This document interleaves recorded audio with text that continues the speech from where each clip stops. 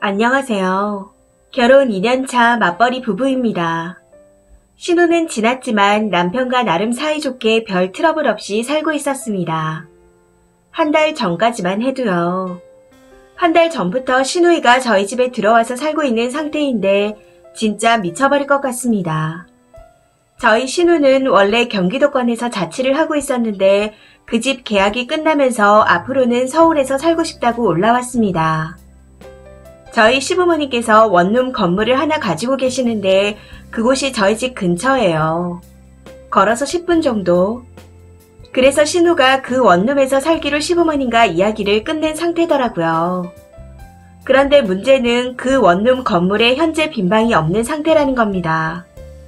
10월쯤에 월세 사시는 분이 방을 뺀다고 하는데 그때가 되면 그 방에 들어가서 지낼 예정이라고 하더군요.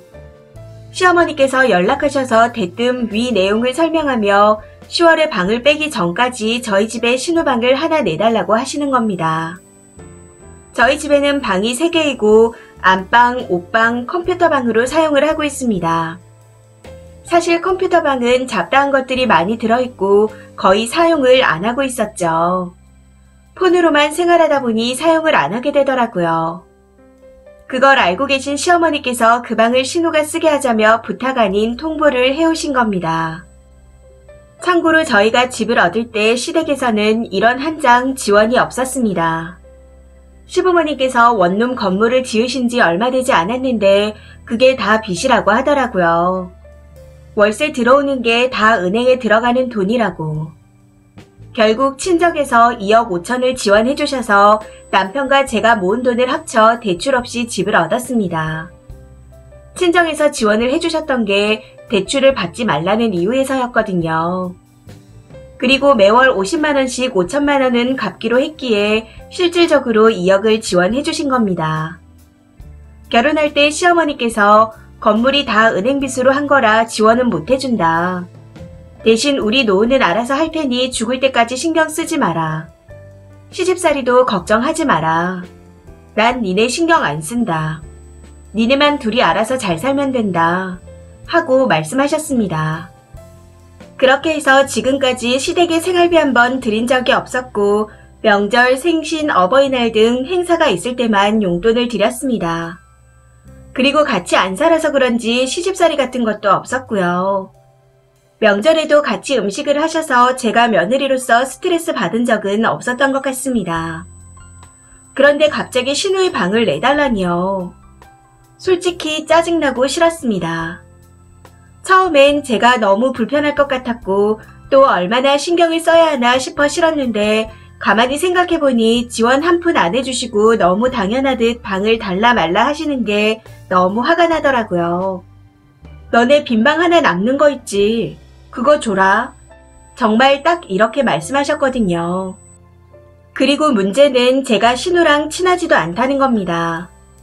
명절 때 인사 정도만 하는 사이이고 신우가 밥을 먹고 나면 바로 방으로 들어가 버리기에 대화를 할 겨를도 없었습니다. 계속 방에 틀어박혀 지내다가 갈 때 되면 또 인사하고. 그런 상황이니 평소에도 연락도 아예 안 했었죠. 그렇다고 신우짓을 하는 것도 아니었고 여우 스타일은 더더욱 아니었기에 그냥 아예 대화가 없었다고 보시면 될 것 같습니다. 아무튼 시어머니께서 연락을 하셨을 당시 제가 회사에 있을 때였는데 그 말을 듣고 너무 당황해서 별소리 하지 못한 채 바쁘니 나중에 전화드린다고 했었습니다. 그렇게 전화를 끊고 나서 바로 남편한테 톡을 보냈더니 남편도 모르는 일이었더라고요. 제 톡을 보고 남편이 바로 전화를 해서 한바탕 난리가 났었거든요. 그리고 더 황당한 건 남편과 시누이가 사이좋은 남매가 아니라는 겁니다. 여대 시절 남편과 시누이에 관한 말을 하면서 비만 얘기가 나왔었는데 본인 체질적으로 문제가 있어 비만이 되는 경우는 이해하지만 쉴 새 없이 먹어서 살 뺄 노력 없이 비만이 된 사람들은 이해가 안 간다고 열변을 토했었습니다. 그리고 마지막에는 그게 내 동생이다. 이러더라고요. 당시 남편은 동생을 이해 못하면서도 불쌍하기도 하다며 말끝을 흐렸었습니다. 그리고 남편이 그런 이야기를 했을 땐 그냥 좀 통통한가 보다 하고 생각했었는데 처음 시댁에 인사 가서 시누이를 보고 사실 좀 놀라긴 했었습니다. 단순한 뚱뚱 정도가 아니었거든요. 아무튼 남편이 그날 바로 시어머니께 전화해서 절대로 안 된다고 했었는데 그 전화를 끊고 나서 시어머니께서 저한테 바로 또 전화를 하시고 그렇게 몇 날 며칠을 저한테만 연락을 하시는데 저는 그때마다 남편과 통화하시라고 넘겨버렸습니다. 그런 상태가 계속되다 보니 답답하셨는지 결국에는 저희 집에 찾아오셨더군요. 앉아서 남편한테 하시는 말씀이 땡땡이가 그래도 네 동생인데 불쌍하지도 않냐. 이제야 서울에 와서 사람답게 살겠다는데 그거 하나 못해주냐. 몇 달이면 되는데 그게 힘드냐. 하고 눈물을 흘리시더라고요. 좀 충격적이었던 게 그래도 내 자식 흠이라 너한테 얘기 안 하려고 했었다. 애가 마음의 병 때문에 서울이 싫어서 경기도에 가서 혼자 지죽은 듯 살았던 거다. 하는 거였습니다. 그 내용인즉슨 학창시절에 항상 따돌림을 당하고 놀림을 받았었는데 대학에 입학해서도 따돌림이 이어졌고 결국 학교를 그만두고 경기도로 가게 된 거였다고. 혹시나 아는 동창을 마주칠까봐 그랬었는데 이제 일도 하면서 다시 새롭게 시작하고 싶어 서울에 올라오는 거라고 하시는 거였습니다. 뭐 이런저런 이야기를 많이 하긴 했었는데 결론은 그렇게 해서 지난달부터 시누이가 저희 집에 살고 있다는 겁니다. 그런데 그 시누이로 인해 제가 너무 스트레스를 받고 있다는 거죠. 저도 제가 이럴 줄은 몰랐는데 음식 때문에 너무 스트레스를 받고 있습니다. 제가 식탐이 있는 것도 아니었는데 신우라는 사람이 그렇게 만들더군요.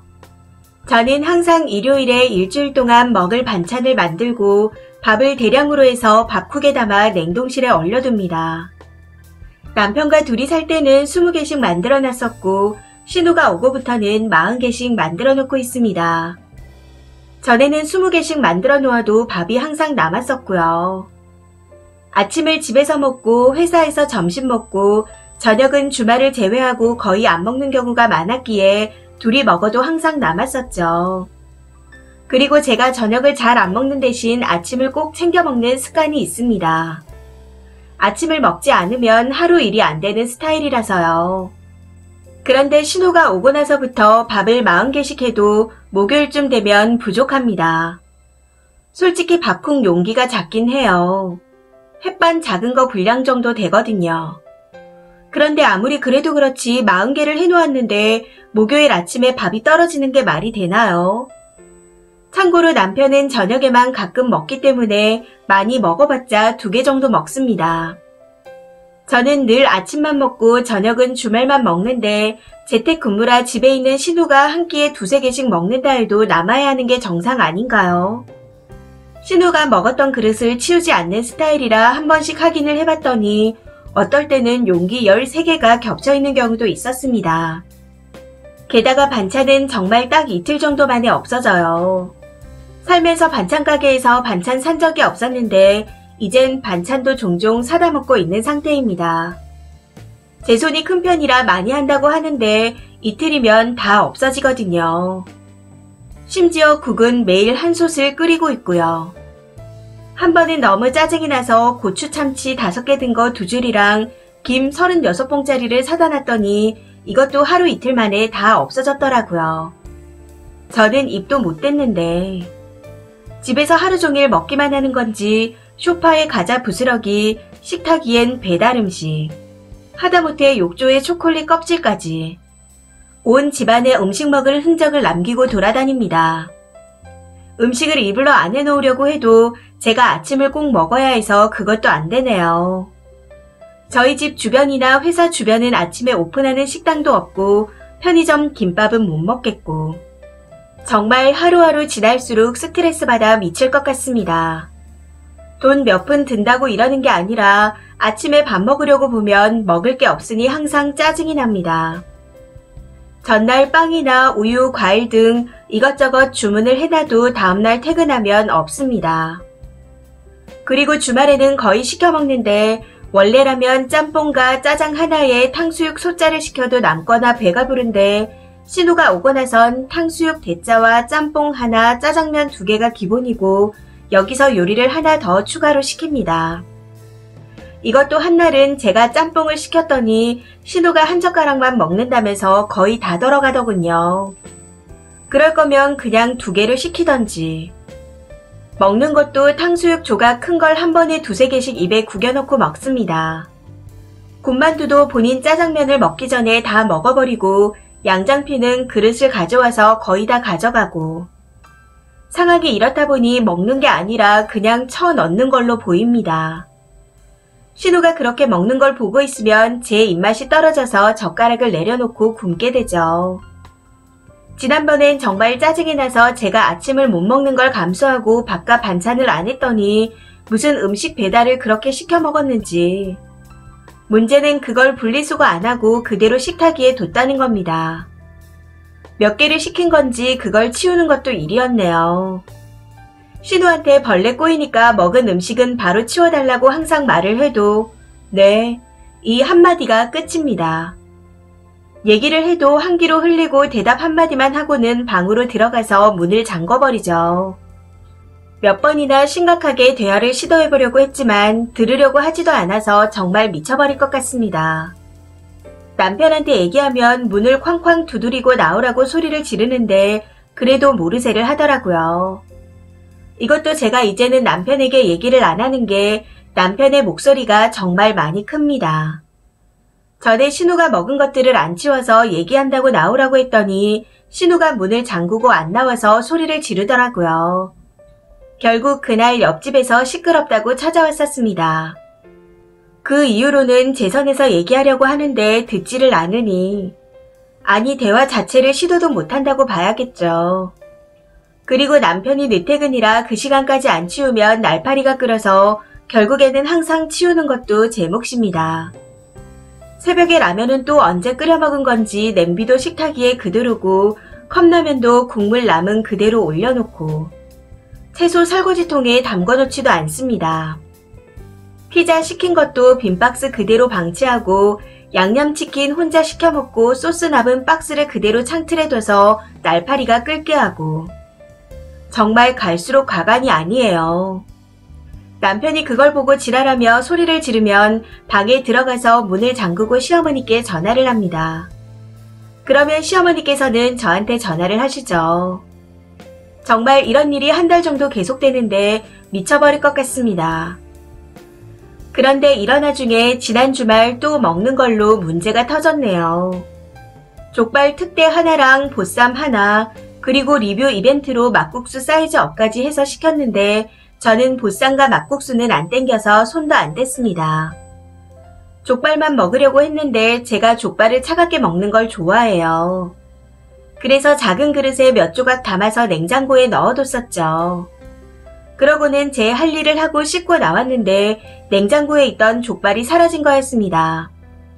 앞에서 말씀드렸다시피 보쌈 막국수는 손도 안 댄 상태라 그 족발이 제 저녁이었습니다. 그리고 특대를 시켜서 양이 어마어마했기에 신우가 충분히 먹고도 남을 양이었다고 생각하고 제가 먹을 것만 조금 담아 놓았던 거고요. 아무튼 남편에게 물었더니 나 안 먹었는데 하고 말하면서 뭔가 생각이 난 듯 갑자기 신우 방으로 뛰쳐가서 문을 여는 겁니다. 아니나 다를까 신우 방에 그 빈 그릇만 덩그러니 굴러다니더군요. 그걸 본 남편이 열받아서 소리를 지르고 저는 말리고 신우는 또 울면서 시어머니께 전화하고 그리고 시어머니께서는 또 저한테 전화를 하시고 아주 난리도 아니었습니다. 그 족발 사건 이후에 시어머니께서 저한테 따로 전화하셔서는 먹는 걸로 사람 마음 상하게 하면 안 된다고 하시는데 저도 너무 열받아서 다다다 따지듯 말씀드렸습니다. 본인이 먹은 음식 치운 적이 한 번도 없어요. 냉장고에 있는 음식들 하루만 지나면 싹 다 없어져요. 본인 입만 입이에요. 어떻게 같이 사는 사람 생각은 한 번도 안 하나요? 계속 이런 식이면 제가 너무 힘들어서 안 될 것 같으니 그냥 방 비워줬으면 좋겠어요. 스트레스로 회사 일까지 힘들 정도예요. 다른 건 그렇다 치더라도 최소 본인이 먹은 음식은 치워야 하지 않나요?